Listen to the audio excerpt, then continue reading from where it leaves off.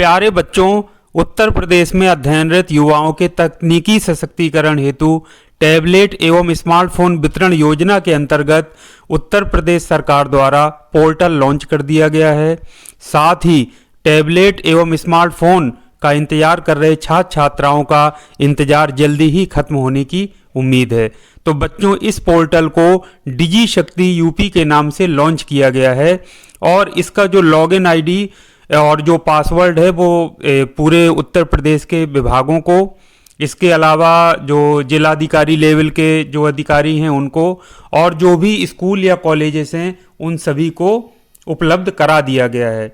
तो बच्चों, जैसा कि आप जानते हैं, जो छात्र छात्राओं की फीडिंग है वो संबंधित संस्थानों द्वारा की जानी है। तो वो एक्सेल सीट में वो छात्र छात्राओं का पूरा डेटा, जिसमें आपको बताया गया था, पहले भी कई बार मैं वीडियो अपलोड करके बता चुका हूं कि मुख्य रूप से उसमें मोबाइल नंबर हो गया, छात्र छात्रा का आधार नंबर, और जो बेसिक डिटेल छात्र छात्राओं की होती है जैसे नाम, पिता का नाम, जन्म तिथि और जो ब्रांच, ईयर, किस कोर्स में अध्ययन रहते हैं, ये सारी सूचनाएं आपसे भरवाई गई हैं। तो स्पेशली जो पॉलीटेक्निक के छात्र छात्राएं हैं तो यूराइज के माध्यम से सभी ने अपनी सूचनाएं उपलब्ध कराई हैं और उन सभी के डेटा को एक्सेल के रूप में एक्सेल सीट में कंपाइल कर लिया गया है।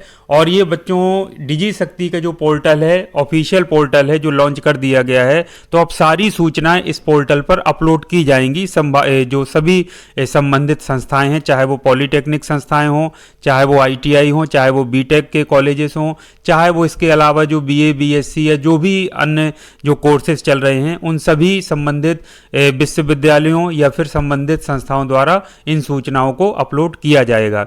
तो बच्चों, जिस हिसाब से पोर्टल लॉन्च कर दिया गया है उस हिसाब से मानकर चलिए कि नवंबर के लास्ट तक पूरा जो डेटा अपडेट करने की जो प्रक्रिया है वो पूर्ण हो जाती है। तो आप मानकर चलिए कि दिसंबर के पहले या दूसरे वीक तक प्रत्येक दशा में आपके हाथ में टैबलेट या स्मार्टफोन पहुंच जाएगा। बहुत सारे छात्र छात्राओं के मन में ये प्रश्न है कि सर हमें टैबलेट मिलेगा या स्मार्टफोन। तो बच्चों, मैं आपको बता दूं कि जो तकनीकी विधा के छात्र हैं, जो टेक्निकल एजुकेशन के छात्र हैं, जिसमें पॉलीटेक्निक के छात्र हैं, आईटीआई या फिर बीटेक के, तो उनको टैबलेट मिलने की संभावना ज़्यादा है। लेकिन बच्चों, मैं ये भी बता दूं कि टैबलेट या स्मार्टफोन मिलना पूरी तरह से अवेलेबिलिटी पर निर्भर करेगा। उत्तर प्रदेश सरकार द्वारा जो कंपनी से बात की गई है उनके द्वारा टैबलेट और स्मार्टफोन निर्माण की जो प्रक्रिया है बहुत तेज़ी से चल रही है और काफ़ी हद तक काम पूरा भी हो गया है। तो उसकी अवेलेबिलिटी पर निर्भर करेगा कि आपको टैबलेट मिलेगा या स्मार्टफोन। तो जो टेक्निकल एजुकेशन के छात्र छात्राएं हैं उनको टैबलेट मिलने की संभावना ज़्यादा है और जो अन्य कोर्सेज के छात्र छात्राएं हैं उनको स्मार्टफोन मिलने की संभावना ज़्यादा है। बाकी सब जो जैसा भी डिसीजन होगा, जो अवेलेबिलिटी होगी उस पर निर्भर करेगा। अब स्मार्टफोन मिलेगा या टैबलेट, वो तो फाइनल जब आपका डेटा अपडेट होने के बाद जब फाइनल संस्थाओं में उपलब्ध करा दिया जाएगा तभी निश्चित हो पाएगा। तो बच्चों, एक महत्वपूर्ण बात मैं आपसे ज़रूर बताऊंगा कि जब इतने बल्क में डेटा अपलोड किया जाता है, आप जानते हैं किसी संस्थान में 500 छात्र हैं, किसी में 1000, किसी में 2000, बड़े संस्थानों में 5-5 हज़ार छात्र हैं। तो बहुत सारे छात्र छात्राओं द्वारा मैं देखता हूं कि सोशल मीडिया पर कहा जाता है कि ये स्टूडेंट से मतलब नहीं है, डेटा तो संस्थाओं द्वारा उपलब्ध कराया जाएगा या कॉलेज उपलब्ध कराएंगे, उनकी जिम्मेदारी है। तो बच्चों, बिल्कुल ठीक है, जिम्मेदारी उनकी है, उन्हीं के माध्यम से उपलब्ध कराया जाएगा, सब ठीक है। लेकिन बच्चों, डेटा आपका है, तो उसमें डेटा में जब इतने बल्क में डेटा अपलोड होता है किसी वेबसाइट में, तो कहीं ना कहीं डेटा में त्रुटियां होने की संभावना रहती हैं।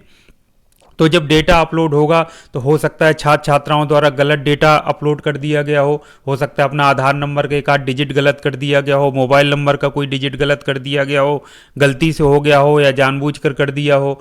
तो बच्चों, इस तरीके की जब त्रुटियां होंगी तो निश्चित तौर पर संस्थाओं द्वारा छात्र छात्राओं से पूछा जाएगा या संपर्क किया जाएगा। तो बच्चों, मेरा आपसे यही कहना है, चूँकि अब बिल्कुल डिजी शक्ति जो पोर्टल है आपका वो लॉन्च हो चुका है और इसमें अपडेशन की प्रक्रिया या डेटा को एक्सपोर्ट किए जाने की प्रक्रिया प्रारंभ हो चुकी है, तो आप लोग संस्थाओं के संपर्क में रहें।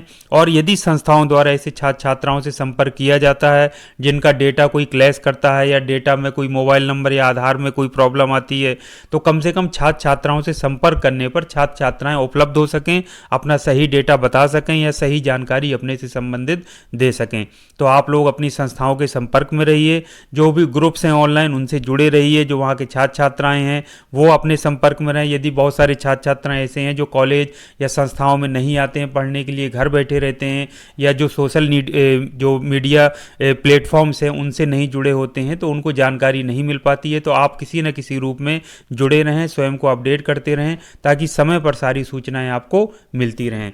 तो बच्चों, ये था आपका महत्वपूर्ण अपडेट। उम्मीद करता हूं कि आपको मेरी बात समझ आई होगी। आगे जो भी अपडेट होगा और जो आपको बताने लायक जो महत्वपूर्ण दिशा निर्देश होंगे या कोई महत्वपूर्ण बात होगी, तो मैं आपको वीडियो के माध्यम से अवश्य बता दूंगा। तब तक आप लोग अपडेट रहें और अपनी संस्थाओं के संपर्क में रहें। तो आज के लिए बच्चों इतना काफ़ी है। इन्हीं शुभकामनाओं के साथ कि शीघ्र ही आपके हाथों में टैबलेट या फिर स्मार्टफोन होगा। आज के इस वीडियो को मैं यहीं समाप्त करता हूँ। Thank you very much. आपका दिन शुभ हो।